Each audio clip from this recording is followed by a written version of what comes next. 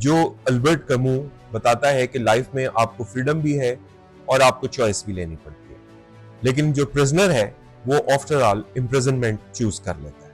तो लिहाजा आपकी जो चॉइसेस हैं, जो आप डिसीजंस करते हैं, उनके कॉन्सिक्वेंसेस लॉन्ग टर्म होते हैं और दूसरों पे बड़ा लंबा असर छोड़ते हैं। मानवियत ढूंढी जा रही है, मीनिंग ढूंढा जा रहा है लाइफ के अंदर। एक आदमी अपने आप को क्वेश्चन कर रहा है, एक कंफ्लिक्ट से गुजर रहा है।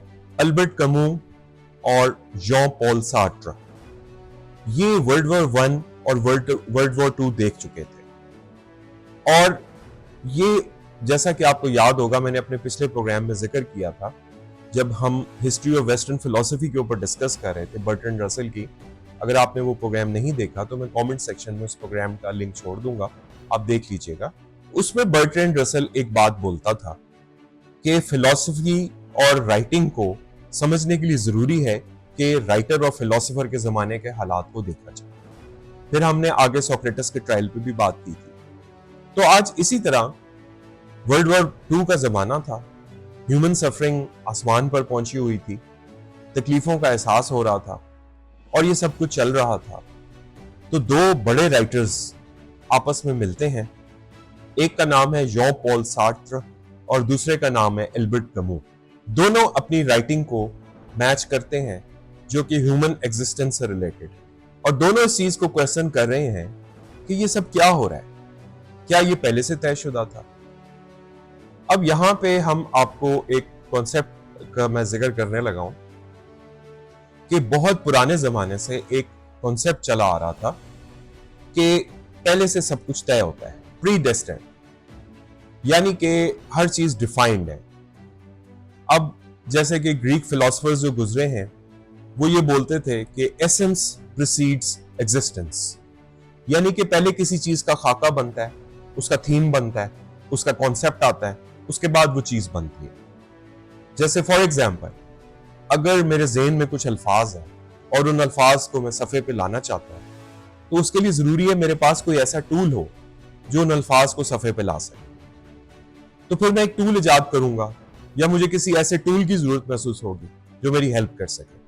फर्ज कीजिए उस टूल के अंदर हमने इंक भरी और इंक भरने के बाद उसको हमने सफ़े पे उन अल्फाज को लिख दिया जो मेरे ज़हन में थे। तो लिहाजा वो चीज़ जो किसी चीज़ की ज़रूरत पूरी कर सके, उसके जो कैरेक्टरिस्टिक्स हैं वो उसका एसेंस कहलाते हैं। जब आप पैदा होते हैं तो वो चीज आपकी एग्जिस्टेंस कहलाती है।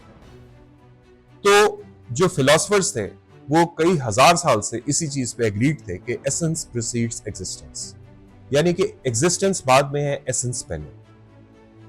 अब यहां पे मैं आपको थोड़ा सा बताता चलूं कि बीइंग अ मुस्लिम, हम लोगों का ये फेथ है कि हम लोगों का सब कुछ पहले से तय है। हम एक खास मकसद के लिए दुनिया में आए हैं, दर्द दिल के वास्ते पैदा किया इंसान को। हमने इबादत करनी है अल्लाह की, उसके बाद हमने आगे चले जाना दूसरी दुनिया में। यह हम मुस्लिम्स का फेथ है। हमने नेक काम करने हैं, अल्लाह की इबादत करनी है और अल्लाह के हजूर हमने पेश हो जाना। लेकिन एग्जिस्टेंशलिज्म की जो फिलॉसफी है कि क्या ये पॉसिबल है कि कोई चीज पहले हो जाए और उसका एसेंस बाद में बने। यहां पे इन्होंने ये कहा कि एक चीज ऐसी हो सकती है जिसका नाम है इंसान,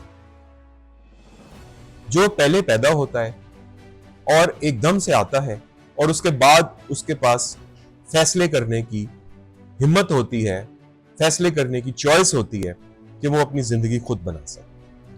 यहां पे इनका एक बड़ा मशहूर मैक्सिम है, एग्जिस्टेंस प्रीसीड्स एसेंस, यानी कि आप अगर इस लाइन को समझ गए तो आप एग्जिस्टेंशियलिज्म की पूरी फिलॉसफी को समझ जाएंगे। ये बोलते हैं कि इंसान पहले पैदा होता है, उसके बाद वो अपनी जिंदगी में दो चीजों के लिए आजाद होता है। एक तो उसके पास फ्रीडम होती है, दूसरा उसके पास चॉइस होती है, और प्री डेस्टिन्ड कुछ भी नहीं होता। फॉर एग्जाम्पल, आप इसको ऐसे समझें कि एक बच्चा है जो ऐसी फैमिली में पैदा हुआ है जो डॉक्टर्स की फैमिली है। अब वो बच्चा जो है बड़ा होगा तो उसके पेरेंट्स यही एक्सपेक्ट करेंगे कि वो डॉक्टर बने, लेकिन जब वो बच्चा बड़ा होता है तो उसको महसूस होता है कि मेरे अंदर जो पैशन है वो आर्ट की तरफ जाने का, तो वो बच्चा आर्ट की तरफ जाएगा। तो इसको आप फ्रीडम कहते हैं। जॉन पॉल सार्त्र और अल्बर्ट कमू ने यही चीज बयान की थी कि इंसान फ्री है, फ्री पैदा हुआ है। यहां पे वो एकदम से आया है। They don't go into the question कि वो कहां से आया है, उसने कहां जाना है। वो कहते हैं कि आपके पास ये लाइफ है और इस लाइफ के अंदर जो आप डिसीजंस लेंगे वही आपकी आगे लाइफ को डिफाइन करेगा। जैसा कि आपको मैंने बताया कि बर्ट्रैंड रसेल भी कहता था फिलोसफर्स को उनके जमाने के हिसाब से देखो। चूंकि ये वर्ल्ड वॉर देख रहे थे, उसकी सफरिंग देख चुके थे, तो ये सोच रहे थे कि ये सारे फैसले तो इंसान कर रहा है वॉर में कूदने के। इस सफरिंग से मुतासिर होकर उन्होंने ये थ्योरी पेश की जो कि 30s, 40s, 50s, 60s में बहुत पॉपुलर है, जिसमें ये कहते थे कि आप अपने फैसले करें और अपनी जिंदगी को बेहतर बनाएं। जॉन पॉल सार्ट्र बहुत बड़े फिलोसफर थे। उन्होंने एग्जिस्टेंशियलिज्म की पहले तो लेबल को एक्सेप्ट ही नहीं किया। Heidegger, John Paul Sartre, Dostoevsky, Soren Kierkegaard, Albert Camus, ये वो लोग हैं जिनको आप एग्जिस्टेंशियलिस्ट बुला सकते हैं। Dostoevsky, although he wasn't a philosopher, लेकिन उन्होंने नॉवेल्स लिखे और नॉवेल्स के अंदर उन्होंने इस चीज के ऊपर बात की। अगर आपने ब्रदर्स कारामाज़ोव पढ़ा हुआ है तो आप उसका ग्रैंड इंक्विजिटर का चैप्टर जरूर देखिएगा। उसको इंशाल्लाह मैं किसी वक्त तफसील से आपके सामने डिस्कस करूंगा। इस वक्त तो हम एग्जिस्टेंशियलिज्म की बात कर रहे हैं। तो मैं आपको बता रहा था कि जॉन पॉल सार्ट्र एक बड़े मशहूर एग्जिस्टेंशियलिस्ट गुजरे हैं जिन्होंने पहले तो इस लेबल को एक्सेप्ट नहीं किया, लेकिन बाद में उन्होंने इस लेबल को एक्सेप्ट कर लिया। उनकी एक बड़ी मशहूर किताब है being and nothingness. It's a big book और इसमें सार्ट्र ने एग्जिस्टेंशियलिज्म की तफसील से बात की है। मेरा तो यह ख्याल है कि इस बुक के ऊपर एक अलग वीडियो बननी चाहिए, जो कि कभी बनाऊं।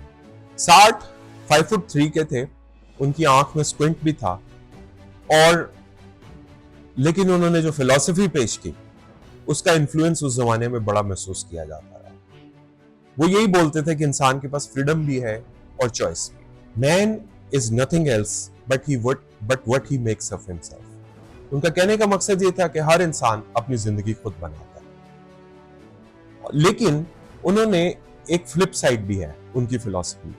वो ये कहते हैं कि जब आप फ्री होते हैं और आप अपनी मर्जी के डिसीजंस लेते हैं तो आपके पास चॉइस होती है, लेकिन ये चॉइस जो है आपको बाज वक्त बेचैन किए रखती है।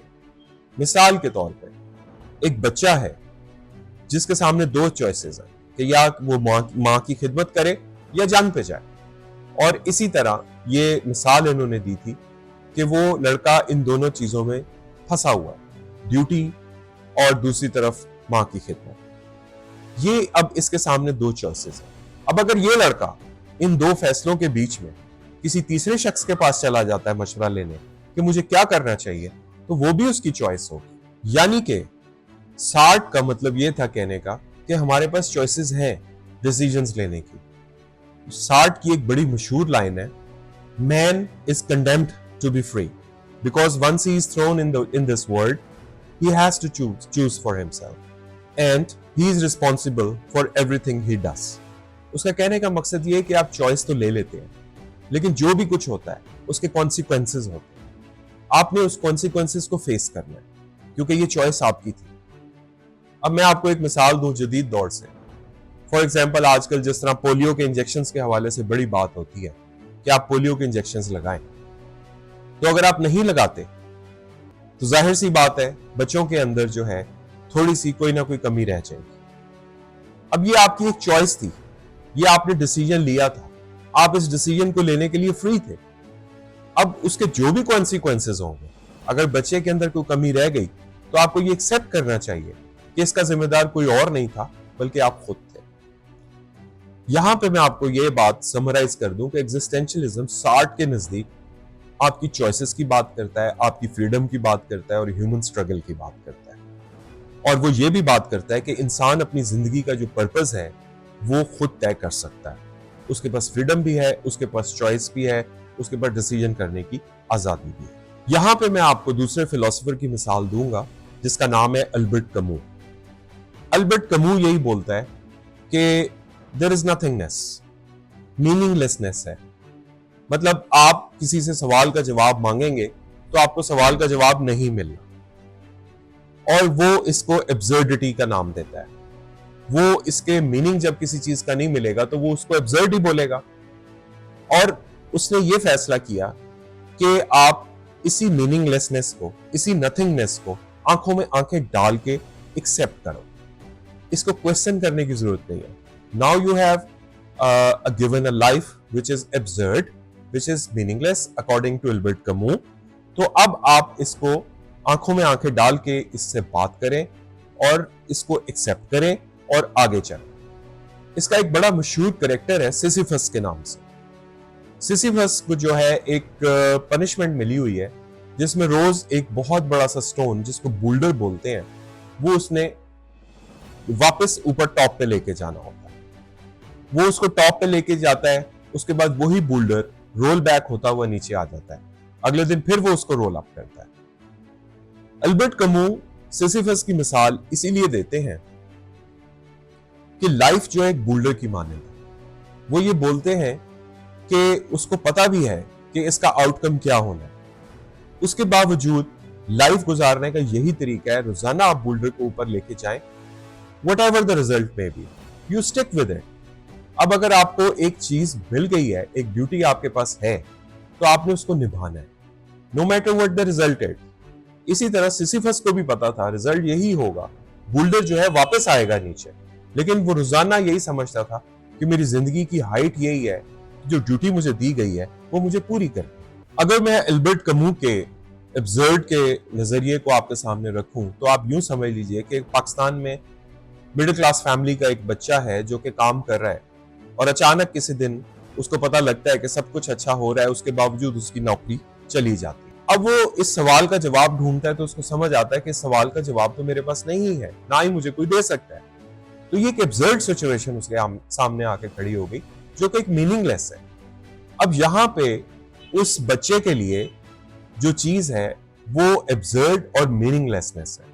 वो एलियनेट हो गया है सोसाइटी से कि मैं अच्छा खासा काम कर रहा था तो ये सब कुछ क्या हो गया। ये पाकिस्तान के हवाले से मैं आपको मिसाल दे रहा हूं, क्योंकि मैंने उस एलिमेंट को जो आज से 100-150 साल पहले पेश किया गया था उसको इस चीज से जोड़ रहा हूं कि ये एब्सर्डिटी, ये मीनिंगलेसनेस, ये नथिंगनेस आपके सामने जॉब लूज करने के सूरत में भी सामने आ सकती है। अब यहां पे वो बच्चा ये कर सकता है कि वो जिंदगी की स्ट्रगल को, इस एब्सर्डिटी को, इस मीनिंगलेसनेस को उसकी आंखों में आंखें डाल के देखे, उसको एक्सेप्ट करे, और बजाय इसके कि वो उसके बारे में परेशान होता रहे, उस एंजाइटी को एक्सेप्ट करे, जिंदगी में स्ट्रगल करे और नए सिरे से जिंदगी गुजारने की कोशिश करे, नए एवेन्यूज ढूंढे, नई जॉब ढूंढे। इसी का नाम स्ट्रगल है, और यही वो मिसाल है जो एल्बर्ट कैमू और सार्त्र के लिटरेचर से आपके सामने आती है। इसी तरह एल्बर्ट कैमू का जो एलियनेशन का कॉन्सेप्ट है, जो आइसोलेशन का कॉन्सेप्ट है, आपको याद होगा कि मैंने पिछले दिनों एक प्रोग्राम किया था ग्रेगर सेम्सा के ऊपर, जो मेटामॉर्फोसिस फ्रांस काफ्का की स्टोरी थी, जिसमें ग्रेगर सेम्सा एक बहुत बड़े कॉकरोच में चेंज हो जाते हैं, ट्रांसफॉर्म हो जाते हैं, मेटामॉर्फ हो जाते हैं, और उसके बाद उनको एहसास होता है कि वो एक बिल्कुल यूजलेस सी क्रिएचर बन के रह गए। अब फर्ज कीजिए कि आप यहाँ पे किसी फैक्ट्री में मुलाजमा हैं, अगर मैं खातून के पॉइंट ऑफ व्यू से बात करूं, और अचानक से आपकी जिंदगी में बहुत बड़ा चेंज इस तरह आता है कि आपकी सोच में एक वाज़ेह तब्दीली आती है कि मैं ये सब कुछ कर रही हूं तो ऐसे लगता है जैसे मैं दुनिया से कटी हुई हूं, और बस मैं सुबह आती हूँ, अपना काम करती हूँ, उसके बाद घर का काम करती हूँ, और कोई मीनिंगलेस है ये सब कुछ। यहाँ पे एल्बर्ट कैमू और सार्ट की फिलॉसफी हमें ये एक दर्स दे सकती है, एक चीज समझा सकती है कि life is a continuous struggle like Sisyphus, जिसका काम है रोजाना बोल्डर को ऊपर लेके जाना, ऑल्दो उसको पता है कि इसका आउटकम क्या हो। तो इस लिटरेचर से हमें यह पता लगता है कि life is a continuous struggle, और हमें आगे रास्ता बनाते जाना है, हमें चलते जाना है, क्योंकि आपके पास फ्रीडम है, आपके पास चॉइस है, आपने वो डिसीजन लेना है। और याद रखिए कि जो भी आप डिसीजन लेंगे उसका जो आउटकम है वो पूरी सोसाइटी पे आएगा, क्योंकि बहुत से लोग आपको देख भी रहे हैं, बहुत से लोग आपको समझते भी हैं, और बहुत से लोग देखते हैं कि ये लड़का काम करता है, ये इंसान काम करता है, दिन रात मेहनत करता है, मजदूरी करता है। तो एज अ होल इनकी फिलॉसफी जो है वो आपको आइसोलेशन की तरफ नहीं लेके जाती, वो आपको सोसाइटी में मिक्सअप होने का लेसन देती है कि आपको ज्यादा से ज्यादा लोगों से मिलना चाहिए, आपको ज्यादा से ज्यादा लोगों के साथ मिक्सअप होना चाहिए। इसी तरह आपका ये जो काम करने का अंदाज है, जो स्ट्रगल करने का अंदाज है, ये एक बड़ी आइडियल सोसाइटी को तश्कील देता है। आज की लाइफ के हवाले से मैं अगर आपको कोई और मिसाल दूं तो टेक्नोलॉजी का दौर है, people are more confined towards their mobile phones. तो एग्जिस्टेंशियलिज्म का जो ये नॉवेल्स हैं, ये जो लिटरेचर है, ये आपको एक मैसेज दे रहा है कि आप एलियनेट और आइसोलेशन में अगर महसूस करते हैं, ये कभी ऐसी आपको फीलिंग आती है, तो आप मिलें, लोगों के साथ मिक्सअप हो। तो ये जो चीज है, ये फिलॉसफी आपको अपने आप से बाहर निकालने में मदद करती है। जैसे सिसिफस था जो रोजाना एक काम करता था और ये न्यू कि इसका आउटकम क्या होगा, लेकिन वो उस काम को जरूर करता था। एग्जिस्टेंशियलिज्म सिर्फ फिलॉसफी की हद तक महदूद नहीं रही। एग्जिस्टेंशियलिज्म के थीम्स आपको पेंटिंग्स में भी मिलेंगे, आपको म्यूजिक में भी मिलेंगे, आपको मूवीज में भी मिलेंगे। बहुत से यंगस्टर्स या जो मूवीज के शौकीन हैं, उन्होंने एक मूवी देखी होगी द मैट्रिक्स, और एक और बड़ी मशहूर फिल्म है जिसका नाम है द फाइट क्लब। इन दोनों फिल्मों में एक इंसान दो डिफरेंट लाइफ्स को देख रहा है, एक वो जो रियल है और एक वो जो अनरियल है। अब इनमें से कौन सी रियल है, ये तो देखने वाला फैसला कर सकता है, लेकिन दोनों चीजों में स्ट्रगल्स जारी हैं। मैट्रिक्स में न्यो जो है वो मैट्रिक्स को भी देख रहा है और उसको रियल लाइफ का भी पता है, जिसमें मशीन्स ने उनकी जिंदगी मीनिंगलेस बना दी थी, विच वॉज वेरी एब्सर्ड। जैसे आपको याद होगा फ्रांस काफ्का के नावल में एक एब्सर्ड चीज के जरिए फ्रांस काफ्का ने हमें बताया कि वो कॉकरोच में चेंज हो गए थे। इसी तरह न्यो को एक दिन आंख खुलती है तो उसको पता लगता है कि मशीन्स इतनी ज्यादा मॉडर्न हो चुकी हैं कि उन्होंने मैट्रिक्स बना के हमारी जिंदगियों को कंट्रोल किया हुआ है। और इसी तरह फाइट क्लब में भी यही होता है। जिस वक्त आपको पता है कि एडवर्ड नॉर्टन को मुलाकात होती है ब्रैड पिट के साथ, वो उसको फाइट करना सिखाता है, वो चीज रियल थी या अनरियल थी, लेकिन उसको स्ट्रगल का लेसन दे गई। इसी तरह आपको मैं अगर गालिब का एक शेर बताऊं, ज़ोफ़े जनू को वक्त तपिश, ज़ोफ़े जनू को वक्त तपिश, दर भी दूर था, एक छोटे से घर में बियाबां जरूर था। मतलब उसका कहने का मकसद ये है कि एग्जिस्टेंशियलिज्म का इन मिसरों पर बड़ा इतलाक होता है। जैसे बियाबान जो है आपको अलूफनेस का एहसास दे रही है, छोटे से दर में मतलब ये आपको लाइफ का बता रही है। ज़ोफ़े जुनून को वक्त तपिश, ये वो एंजाइटी का जिक्र हो रहा है और उस फ्रीडम ऑफ चॉइस का जिक्र हो रहा है जिसके बारे में सार्त्र और एल्बर्ट कैमू जिक्र करते हैं। तो देखें, पोइट्री में भी आपको एग्जिस्टेंशियलिज्म मिली, बुक्स के अंदर भी आपको मैंने बताया कि किस तरह मिलती है, मूवीज के अंदर भी मैंने आपको बताया। और अगर आप म्यूजिक सुनने के शौकीन हैं तो एक बैंड है टूल, उनका भी जो थीम है वो भी इस चीज को क्वेश्चन करता है, वो भी इस चीज की बात करता है, वो भी रियलिटी और कॉन्शियसनेस की बात करता है। शेइज्म उनका एक बड़ा जबरदस्त सॉन्ग है, वो आप सुन सकते हैं। एक और सॉन्ग है लिटरल अस, तो ये सॉन्ग्स आप सुनेंगे तो आपको पता लगेगा कि ये फिलॉसफी जो है हर जगह किसी ना किसी शक्ल में मौजूद है।